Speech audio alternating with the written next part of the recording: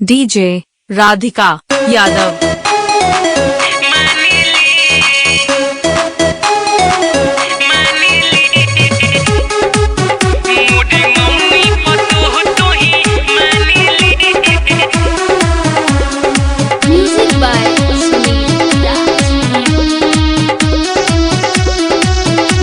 DJ Radhika Yadav.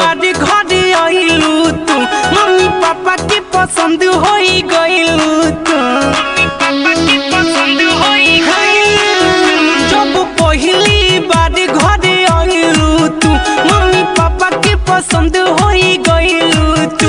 मोरे घर भरे तोहे बड़ा जाने ले, मोरे मम्मी पतोह तोहे माने ले। मोरे घर भरे तोहे बड़ा जाने ले, डीजे राधिका यादव। मम्मी पतोह तोहे माने ले। मोरे मम्मी पतोह तोहे माने ले। मोरे मम्मी पतोह तोहे माने ले।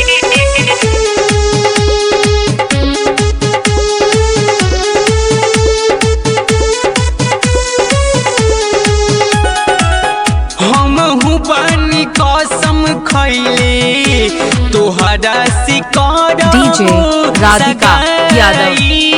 हो हमरा ही हाथी से नुरा मांग तोर भराई हो।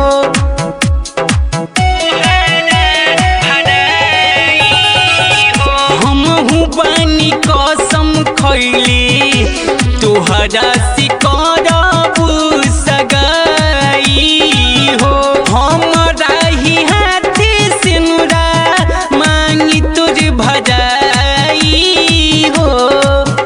डीजे राधिका यादव। जन करी हो ना संगे मोरे घतिया हो सभी रूपवा के तोहरा बखाने ले। मोरे मम्मी पतोह तोहे माने ले, मोरे घर भर तोहे बड़ा जाने ले। मोरे मम्मी पतोह तोहे माने ले।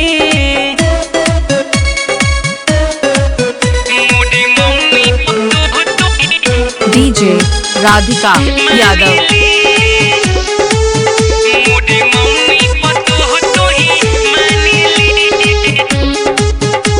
Shivansh recording studio Maharajganj. संजी सलोना से तू करी हो न जान धोखेबाजी हो। तोहरा के पाके मम्मी बापू बड़ी राजी हो। डीजे राधिका यादव।